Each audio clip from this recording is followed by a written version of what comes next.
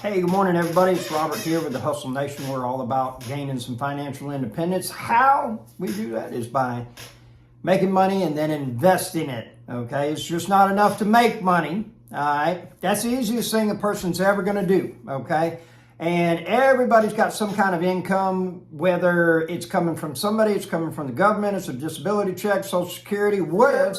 Your job, your W-2, maybe you're a business owner or something like that. Maybe you got rental property, but we all get an income some way, somehow. So what I want to do is I'm going to talk to you about something that's a phenomenon that occurs that is not, I don't think it gives enough, it does not get enough attention in the wealth building arena. And there's probably a couple different reasons for that. So here we go.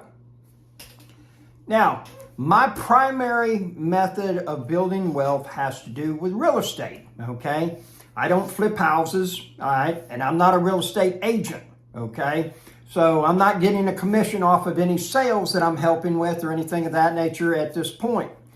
Now, what it is that I do is I buy houses, and sometimes there's no work that needs to be done. I kind of luck into them in the sense that I find a tired landlord that wants to do an owner-finance property, and we'll go in there, put a down payment on it, make payments to them, and then whatever that difference is between all of the expenses going out and the rent that I get paid, we call that the spread, okay?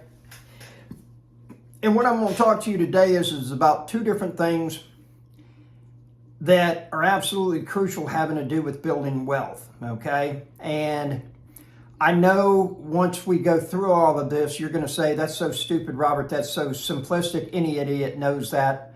And unfortunately, it sounds very simplistic. However, a few people actually grasp this concept, okay? And so that's why I think that it needs to be addressed and drove home, all right? Now, if you ain't got no hustle in the mug, do me a favor, go ahead and hit pause, go get your cup of coffee, come back. Now, whatever it is, you, me, everybody else, we've got some kind of income, okay?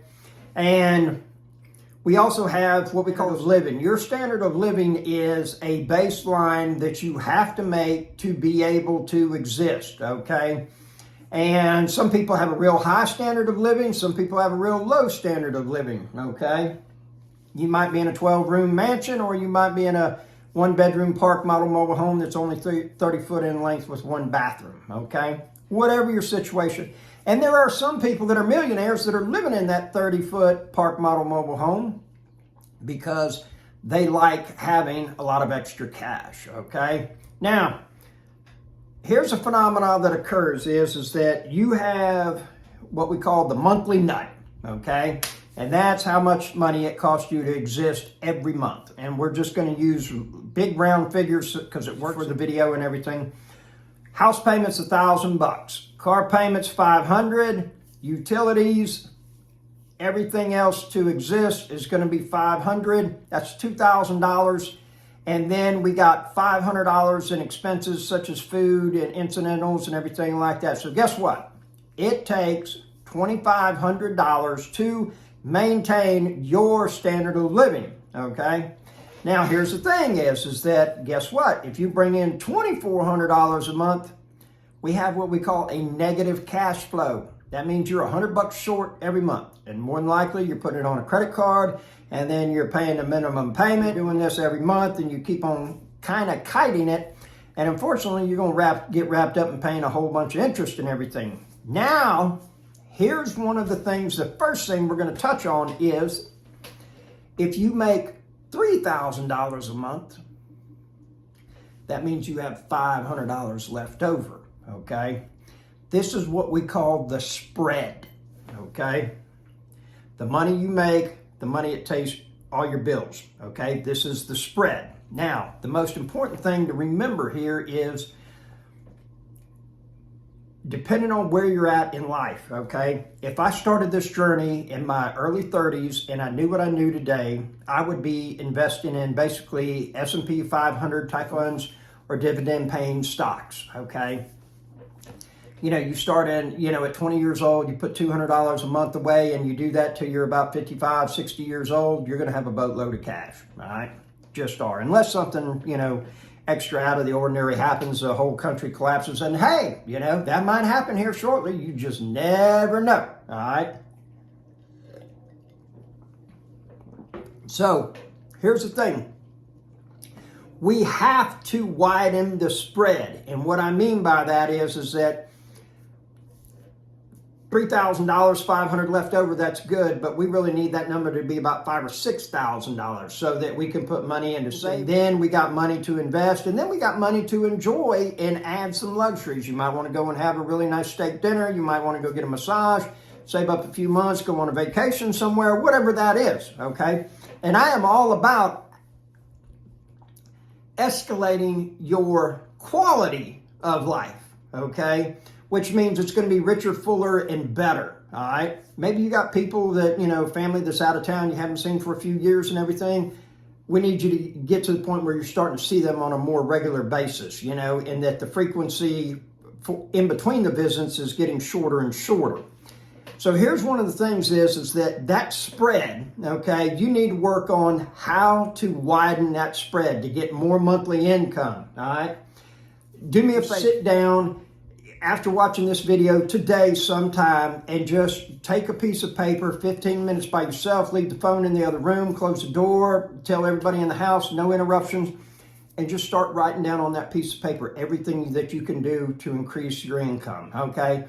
I don't care how asinine it sounds, taking trash cans out for elderly and charging them $10 a week or whatever it is, cutting grass, painting, shopping for people, doing DoorDash on the weekends and after you get home from work. List everything that you can do, okay? And see if you can come up with something, and we're going to widen that spread, okay? That's basically the first, is that we got to increase the income, all right? Second thing that is so important is once you start doing that, you're going to figure out something, okay? And eventually, in this journey, you're going to get to a point where there's a lot of things that, especially if you're a business owner, okay, there's going to be a lot of things that you do yourself because, well, by gosh, I have to have them done. It has to be done right, and there's nobody that can do it, so I'm going to do it, okay? It's basically a narcissistic fallacy, okay? Granted, there is a lot of validity into getting it done right, doing it yourself. However, if you want anything great, you're going to have to involve other people, and you're going to have to scale, okay? People will fail. They'll steal from you. They're going to not show up. They're going to do this. They're going to do that.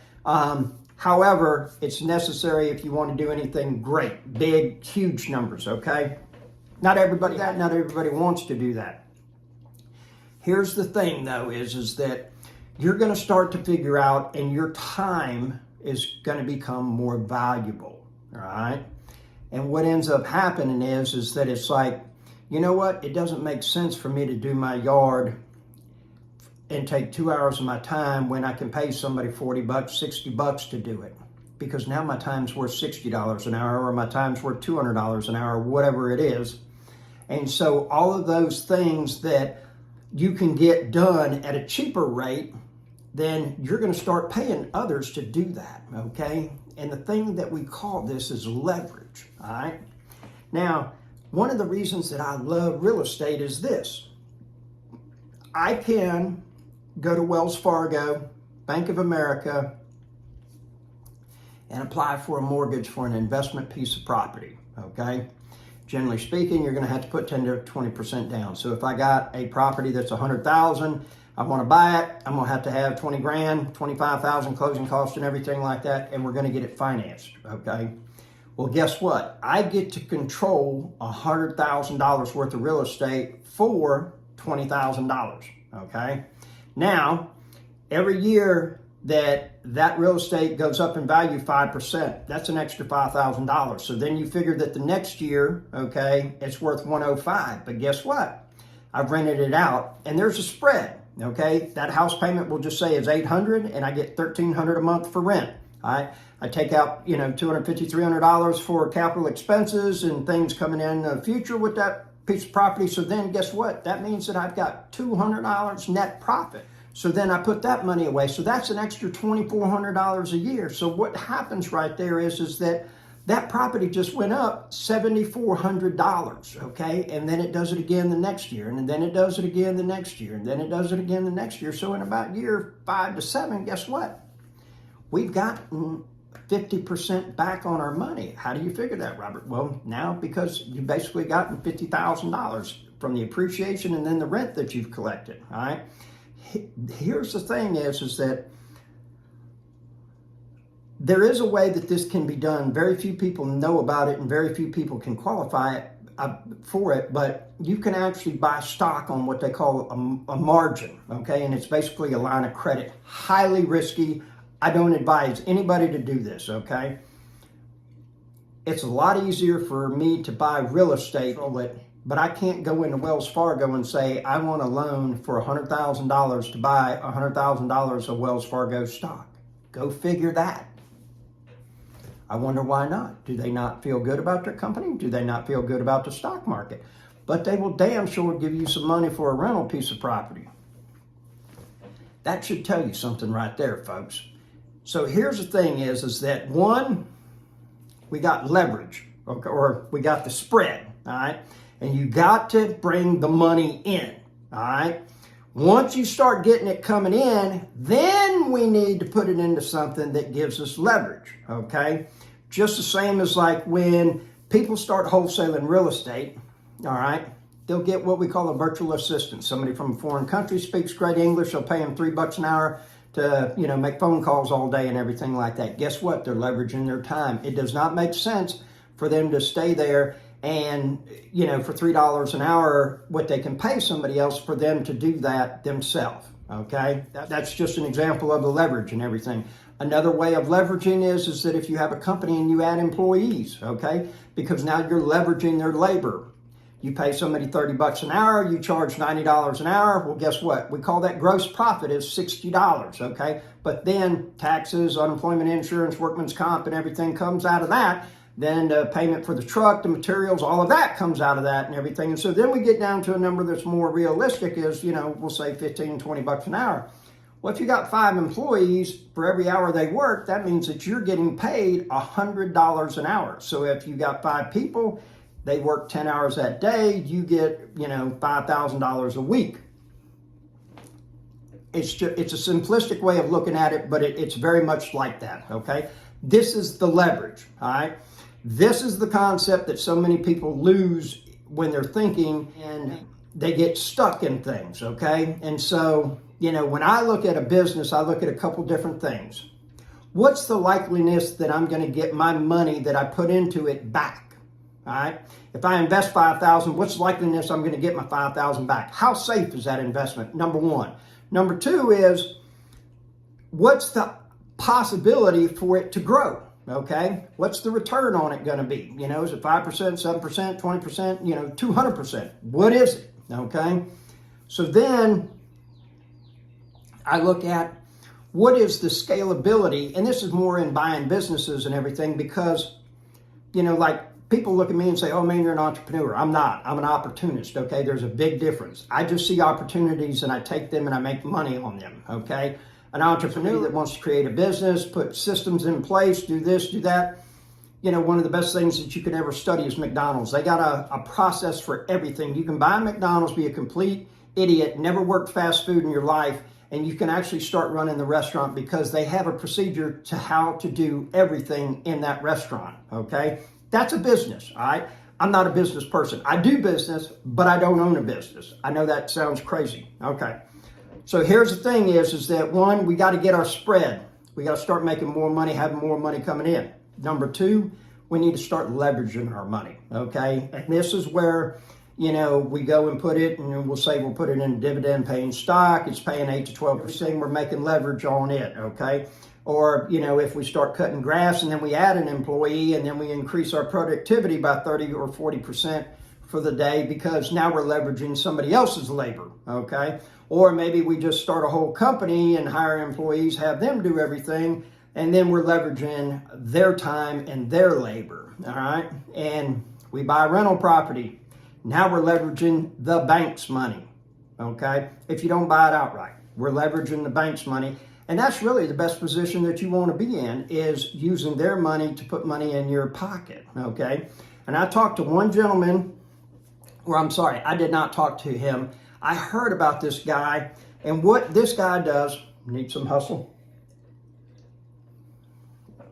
is every 5 years on his properties, he has so many properties that he gains 2 to 5 million in appreciation on those properties. And so every 5 years, he refinances them and he pulls the equity out of them, and that's his pay for that time period. I know some people that sounds odd, and it's like, well, isn't the goal to get the properties paid for? Not necessarily. There's a lot of good tax breaks when you still have mortgages on them and everything like that. Here's the other part of it is,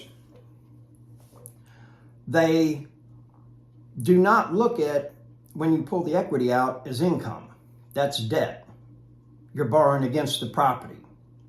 And so guess what? That money's tax-free. Have yourself a wonderful day.